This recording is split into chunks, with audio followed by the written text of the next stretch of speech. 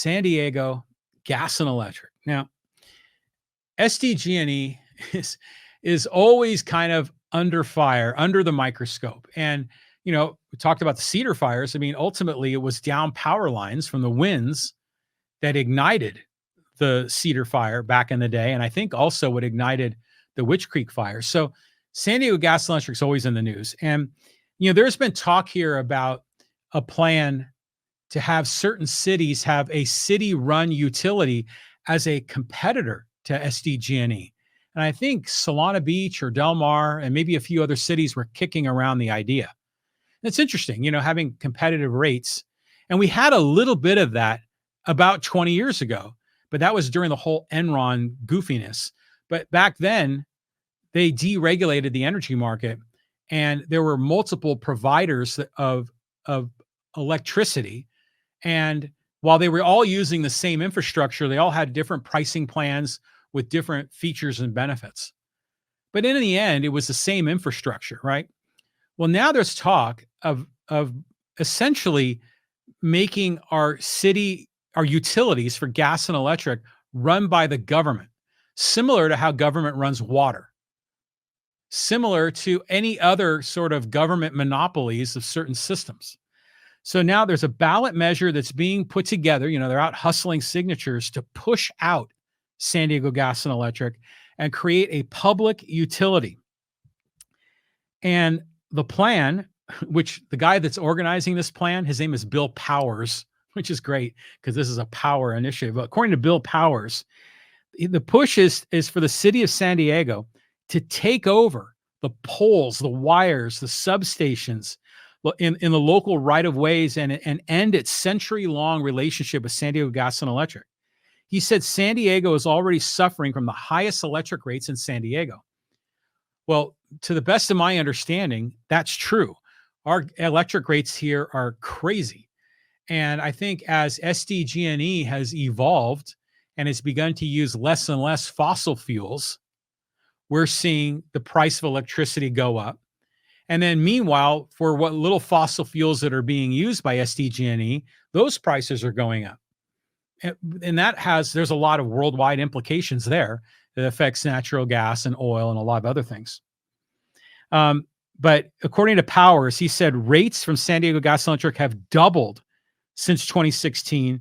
And the current projections so far that I've seen is they will rise as far as we can see. And yeah, I mean, that was sort of the justification that we used when we got solar for our home, because we knew that the price of electricity was going to continue to go up, up, up. And if we just had a stable price on what we were paying for our system, whether we're buying or leasing, we would be able to avoid a lot of those price increases. Now, numerous studies have estimated that buying San Diego Gas and Electric's infrastructure within the city limits would cost billions of dollars. So it does make me wonder, I mean, would this agency actually buy all of the assets of San Diego Gas and Electric, or would they use eminent domain just to have government take it over and just to seize it? I'm curious about that. Now, according to the San Diego Gas and Electric spokesperson, she said, "We're confident SDG&E remains the best option for San Diego customers, given our outstanding safety record, climate innovation, and unmatched reliability." Well, that's a corporate spin there for sure. Outstanding safety record? I don't know. I think that's questionable given what happened with igniting those fires, 20 years ago. Climate innovation, they've actually moved away from a lot of fossil fuels to solar and wind. They're still using fossil fuels, but it's significantly lower percentage than what it used to be before. But they always have to sort of tip their hat, because climate is what people are expecting. So it's essentially kind of a virtue signal. And unmatched reliability, yeah, I mean, generally it's been pretty reliable. It's pretty rare for our gas and electric to go out. Frankly, my high-speed internet cable connection goes out far more frequently. Just a couple of days ago, our Cox cable was on the fritz. Just got a little bit of water in the air, a little sprinkle, and it went south on us. Now, according to Powers, the guy that's organizing this ballot signature initiative to get this on the ballot, He says, we have no recourse to make changes to our existing private utility. With this, we'd have local control. Now, think about this. How much better would our gas and electric be if it was run by a government agency rather than by a private company? Now, San Diego Gas and Electric is a private organization, but in many ways, they're kind of like a state sanctioned or local government sanctioned monopoly. Because it's not like we have multiple electric wires running into our home and we can pick from various vendors. So, if this was taken over by the city or by the county, essentially by government, would there be more control over the rates? Well, you see what's going on with our water rates. Our water rates keep going up, and it's not like we have much control over that. It's not like we have alternatives to go buy water, unless you're, buying water from, private market water, like if you're buying a jug of water at the grocery store. So, some people have wells, but for the most part, this would be just replacing one monopoly with another, replacing a government-sanctioned monopoly of a private company, SDG&E, with a government-run monopoly. And is there going to be more control over rates? I mean, how much control do we have over water rates? I know that here in Poway, I think this is Prop 218, and I think this is a state-run thing, but in Poway, there have been organizers that have tried to stop water rate increases, but they've got to organize something like half of the homeowners to sign a bill or to sign a pledge to block the water rate increases, and that never happens. So I don't know, shifting this to a government-run utility, I have like no hope for this at all.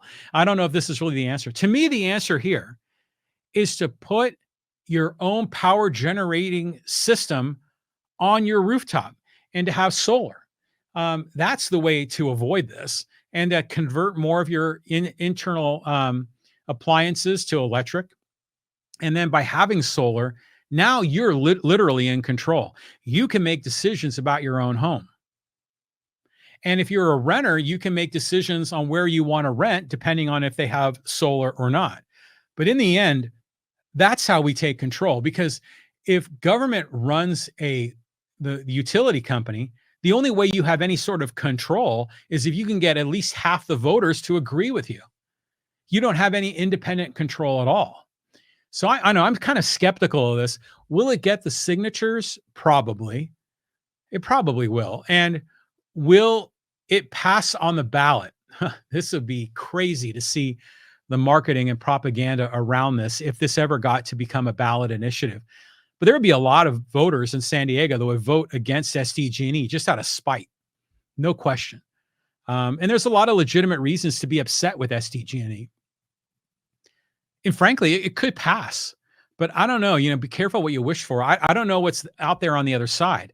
And then if the government agencies are going to end up buying all of the assets and infrastructure of SDG&E, which we've already said is going to cost billions of dollars, well, where's that money come from? It's not going to just be, created out of thin air. Most likely that's going to be additional property taxes and bonds, and we're going to be paying one way or the other. And we're still not going to necessarily have very much control over those rates.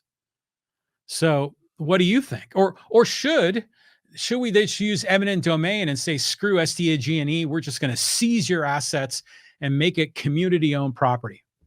That would be outrageous. I mean, that would be theft. That would be very aggressive. But I know there's a lot of people that would like to see that happen because they want essentially the people to own the means of production. This is a socialist move. And I really have no confidence this is the right answer, because government run anything is not incentivized to run it from a fiscally prudent perspective. Government exists to satisfy their voters, satisfy their constituents. And it doesn't matter what things cost because someone else is always paying, right? And as a result, they don't have a strong driving purpose to lower costs, to lower prices, where a private company does. Now, in this case with San Diego Gas and Electric, we have some of the highest, or if not the highest, electric rates in the nation. But a lot of that is because of the reaction that they've made to climate initiatives. A lot of it, because of the wildfires. They've been rebuilding a lot of the infrastructure out in East County, which is proper and needs to be done. But they're also shifting to less reliable and more expensive forms of energy like solar and wind. And, for a single family home, having your own solar, that's a pretty good way to control your own destiny. But is there enough power being generated from these alternative sources to not just power homes, but to power industry? And I don't know the answer to that, but most likely, in order to make that work, even more investment is going to need to be made, which is going to cause prices to go up. And then meanwhile, we're seeing this crackdown on gas-powered appliances. Some cities are limiting them for new construction, and some of that's done at the local level. There's talk of doing it at the national level. I mean, the phasing out of natural gas sounds great from a climate perspective, but from a pricing perspective, that just only incentivizes prices to go up higher. And we know that's probably what would happen if government took over. So pretty crazy. Let's keep an eye on this one.